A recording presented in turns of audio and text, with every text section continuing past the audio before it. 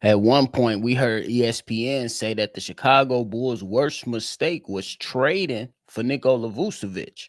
I might have a belief that holding on to Nikola Vucevic going into this season adds on to that, and it is going to turn into the worst mistake since 2020 for the Chicago Bulls. And Josh Giddy and the Chicago Bulls relationship is currently viewed as strained, according to Jake L. Fisher. Y'all know we gonna talk about it, break it all down, but you gotta hear the music first.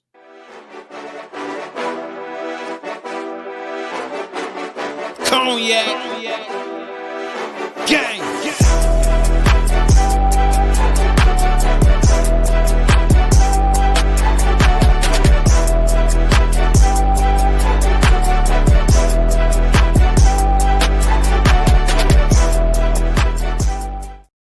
That Bulls podcast with the Cognac Boys. I'm Cognac Boy Bobby, and I'm holding it down on another daily episode. So if you tuned in with me, make sure you go ahead and hit that like button, subscribe to the channel, and hit that notification bell as well.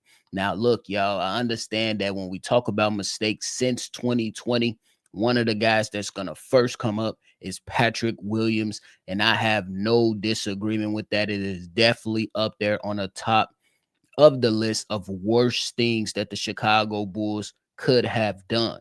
But I don't think drafting Patrick Williams was the worst mistake. It was more so probably extending Patrick Williams. But y'all let me know down below.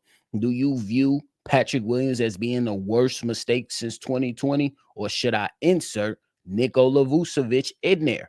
You let me know how you feel. Patrick Williams or Nikola Vucevic being the worst mistake since 2020 for the Chicago Bulls. Because I'm throwing Nikola Vucevic in there now simply just because I don't think trading for Nikola Vucevic was a mistake. I think that right then in that moment, the Chicago Bulls looked at Zach LaVine as an improved player, a player that has high hopes, a player that had a little bit more room to grow within his respective game, not just a guy that was hella athletic and a dunk contest winner when he entered the Chicago Bulls, but a guy that can go out there and who we seen elevate his game and Zach LaVine. Hence why trading for Nikola Vucevic was not a bad idea because you wanted to start to build that team around Zach LaVine. In whatever you want to agree or disagree with, that was the move. And I think it was a solid move at the time. You in the building, you got yourself an all-star, a guy that was really, really good on the offensive side, still felt like he had a little bit left in his game. At that time, he was an all-star. You feel like he could potentially provide you something for the Chicago Bulls. My thing is now transitioning into where we currently are now, simply because holding on to Nikola Vucevic is turning into being the worst mistake of the 2020s for the Chicago Bulls. We got him when he sat there and he came in with Lonzo Ball, DeMar, the rest of the crew. And I thought that was really, really good for the Chicago Bulls. I think it started to turn into one of the biggest mistakes when you went out there and extended Nikola Vucevic. And I think that you didn't find yourself any type of way out of that deal, knowing the age of Nikola Vucevic. Hence why we're sitting here and I'm saying that the biggest mistake was extending Nikola Vucevic and holding on to him too damn long. Once you came to the determination that you was ready to move on and lean forward and embrace a youth movement, he was supposed to be out the door. We're not talking about setting an asking price so astronomical that nobody wants to touch it. Not even nobody wants to touch it with the yardstick. Nobody wants Nikola Vucevic. If you just recently remembered, the news is out there that Nikola Vucevic has no trade market. And me and C Dub came out here and pretty much said, you don't have a trade market. You don't fit the timeline of the squad. Buy him out.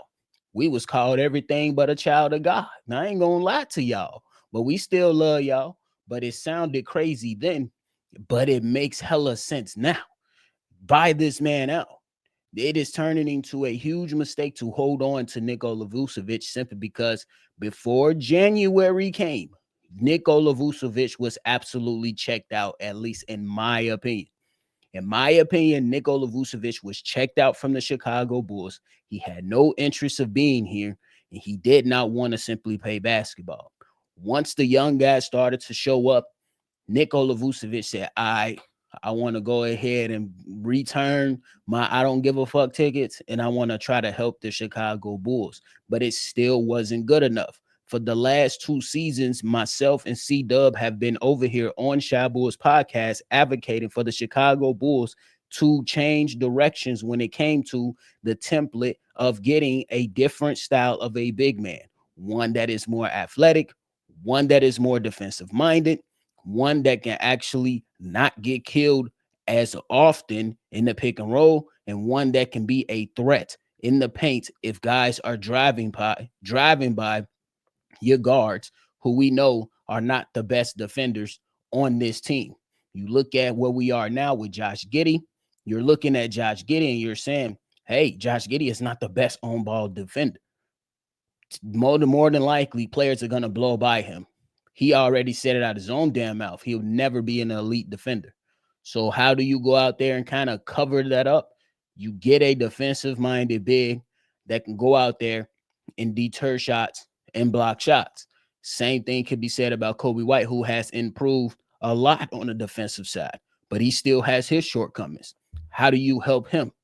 Go and get yourself an and athletic big that can deter and block shots. That's what we was looking for. That's what we've been advocating. And if you go into this season of 2025 with Nikola Vucevic still on this team, it is a disservice to the young fellas on this team, in my personal opinion. He does not fit the mold anymore. I would rather go into the season allowing Zach Collins and my man's Jalen Smith being that starter and that backup. Whoever you want to go out there and fix it. My vote is for Zach Collins to be the starter and Jalen Smith to come off the bench. I'm not saying that these guys are the best fit for what I just said when it comes to the big man that we need, but I do know that both of these guys can provide a little bit more on the defensive side than a Nikola Vucevic. Will you miss Nikola Vucevic a little bit on the offense? Probably so. We're not going to sit here and act like Nikola Vucevic can't pass the ball well, can't put the ball in the basket well, is not a consistent double-double. We're not going to do that, but what we're going to say is you will make a huge mistake taking him into this season on this team. Buy him out. My plan is simple. Nikola Vucevic is set to make $21 million this season. Let's cut him a check between 10 and 12 million. Cut him a check. Go ahead and add a little bit of that meal to Josh Giddy contract. You don't want to give him 30, just give him a couple more million that you can add on to that contract. I understand that when you buy guys out that will be considered dead cap in a way, but Jerry Reinsdorf, you're going to recoup all that back, my boy. And then you will be able to pocket a little bit more money by allowing Nikola Vucevic to get the hell out the door. I understand there will be some people that look at the Patrick Williams situation and say, Bobby, how the hell can you just say that Nikola Vucevic is turning into the big mistake? I understand that, but it's not.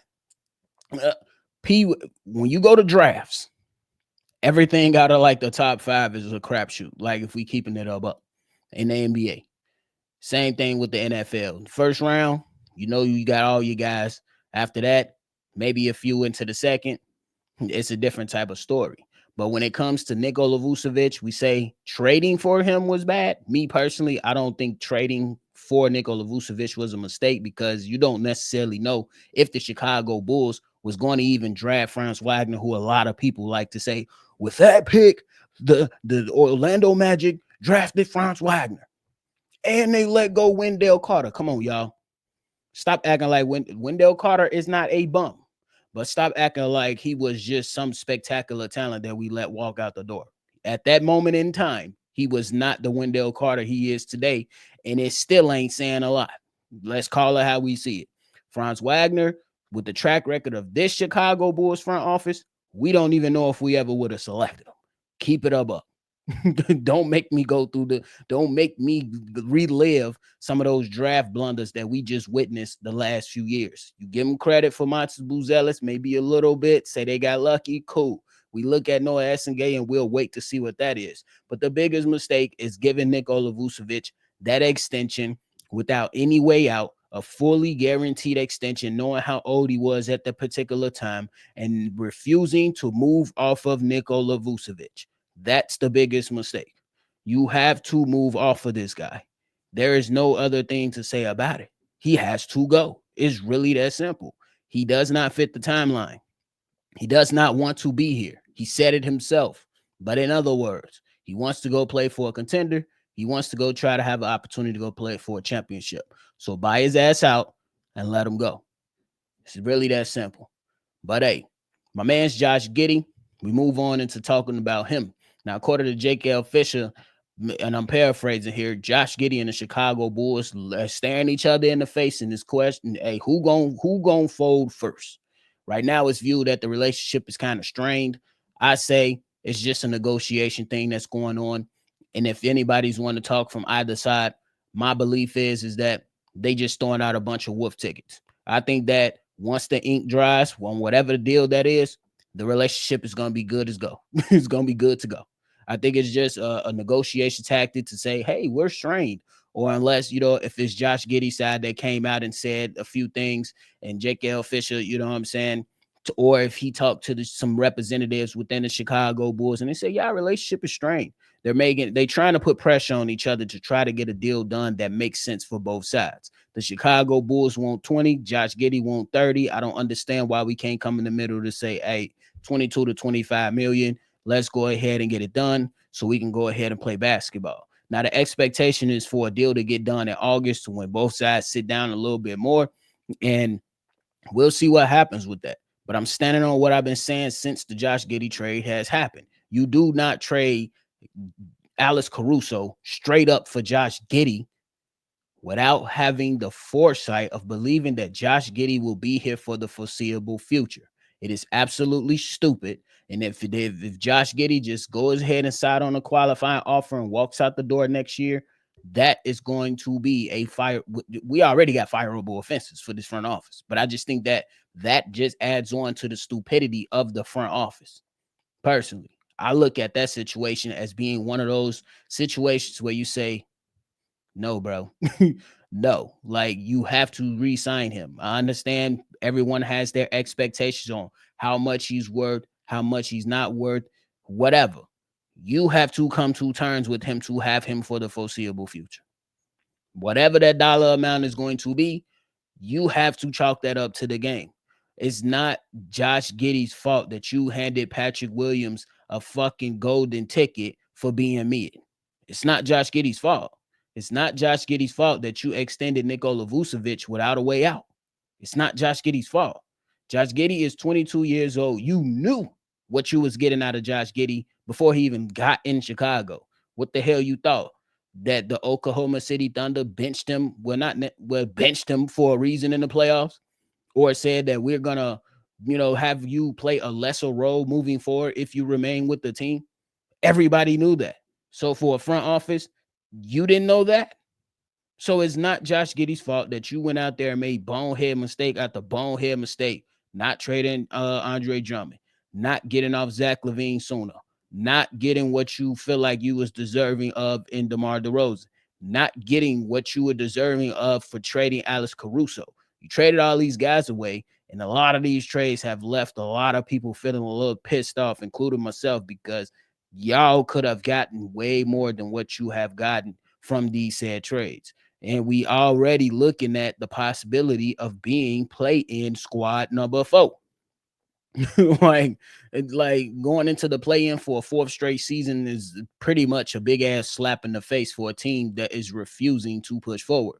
But the bigger mistake is going back to the original point. If you keep Nikola Vucevic on this team, it's a bigger slap in the face because it's showing that we think that you was going into the right direction. We thought at least that you were going to sit there and not skip steps, but you're not fooling anybody. But you don't want to skip steps. How do you stay on course with keeping this old motherfucker on the team? And no disrespect to my people that's old, but y'all get it. It's in a basketball sense. Y'all get it. It's in a basketball sense. But Josh Giddy, look, I think that you have to absolutely get that deal done, whether that's going to be 30 million, 25 million, 20 million, or even a qualifying offer. It got to get done. That's just how I look at it. If you want to see more out of Josh Giddy, and if Josh Giddy want to bank on himself, me personally, Josh Giddy, if you bank on yourself and you take that $11 million qualifying offer, if you go out there, you ball out and sniff an all-star game, hey, it's going to be more than 30. That's why I don't understand. If you don't want to give them 30, you got to get close to it and put incentives in there to where that annual average could be 30. Figure it out. But hey, that is it for me today, y'all. Hope y'all enjoy my TED talk. That is it though. But before y'all get up out of here, make sure y'all hit that like button, subscribe to the channel, and hit that notification bell as well, man. Thank y'all so much. Make sure y'all always see red, and y'all already know. I'm going to catch y'all on the next one for sure. Peace, y'all. Cognac. Gang.